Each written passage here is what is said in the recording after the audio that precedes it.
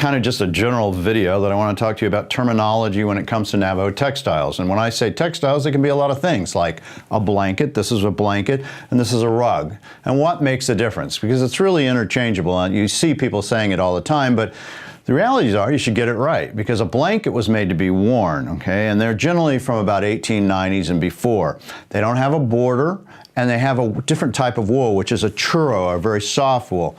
Then you have a rug. You can see it has a border along it. And I'll show you some examples of these, but the wool is heavier, and it's a merino wool. So if you're going to talk about these weavings, let's get it, say the right thing. Is it a blanket or a rug? And it matters because blankets generally are more valuable than rugs. So what are the other things you need to know about when you're talking about textiles? Well, one, just the different types of things that you can, and I'm just going to put that there and that. I can use my hands now. So when you look at a weaving, you have selvages. You have a top part and a bottom part. You also have side selvages. Now, these selvages are the things that make the weaving what it is for a Navajo weaving. And generally, the warp and the weft, the warp are the foundation threads, and on a Navajo textile, they're done on an aboriginal or upright loom, not on a horizontal loom. Very different kinds of things. Hispanic or Mexican weavings are done on a horizontal or treadle loom, and Navajo textiles are done on an upright loom. And they have to have a selvage, and they have to have a top and bottom. They also have a continuous warp. Continuous warp means they don't cut the textile off when it's done. It actually loops around, and it's very important to look and see if it's looped around at the top. Sometimes the Hispanic weavings, they will do this where they'll cut it and make it look like it's a looped around because they're trying to make a Navajo style weaving. But those are just a few of the terms. So warp foundation threads, weft are the wefts that go like this. Side yarns are selvages. So you have a selvage on the top and the bottom. Also, when you talk about for what you would expect to see in a Navajo textile, on the sides, you're going to see generally just a single warp. If you see double or triple warps right along the side of the selvage, that may mean you have not a Navajo weaving, but probably a Hispanic weaving. Pueblo can have this too, but generally those are rare and not going to happen.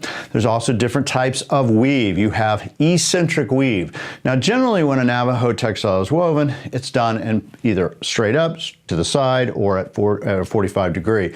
But you can also have what are called eccentric weaves, which is a weave that has kind of circular motion. These are much more difficult to do, but they do exist in Navajo weavings. And quite frankly, when you see those, often it is done because it is a very good weaver that can do that. So you should know the terms and know what it looks like.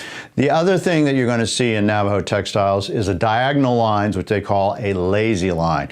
As far as I'm concerned, these are diagnostic characteristics of early Navajo textiles. So you want to look for those kind of things. You want to look and see, does it have lazy lines? Does it have a selvage? Is it double warped or single warped? And when you're just going to talk about the terminology of weavings, you need to have a little bit of understanding of how functionally these pieces were made, and if it's a blanket or a rug, because they're two different things. This is some terminology that'll help you look like you know what you're talking about. And also, if you're buying these things, you can ask the questions. Does it have lazy lines? Does it have a selvage? Does it have a continuous warp? If the person who's selling these to you can't answer those questions, then, maybe it's really not a Navajo textile. Listen to the Art Dealer Diaries. That's my new podcast. And, I interview all sorts of interesting people that come through my life, whether it's an art dealer or a collector or an artist, somebody that I find interesting, and I think you will too. So listen to the Art Dealer Diaries. You can find it on YouTube and on any podcast forum. Medicine Man Gallery, located for over 26 years in Tucson, Arizona. Specializing in antique Native American art, early Western art, including the famed Maynard Dixon, as well as modern art. You can find everything online at medicinemangallery.com. There's over 6,000 objects to select from. Also, the Charles Bloom Murder Mystery Series, written by yours truly, me, Mark Sublette. There's 6 books in this series, and they follow the protagonist Charles Bloom through all the intrigue of the art world set in Santa Fe and the Navajo Nation.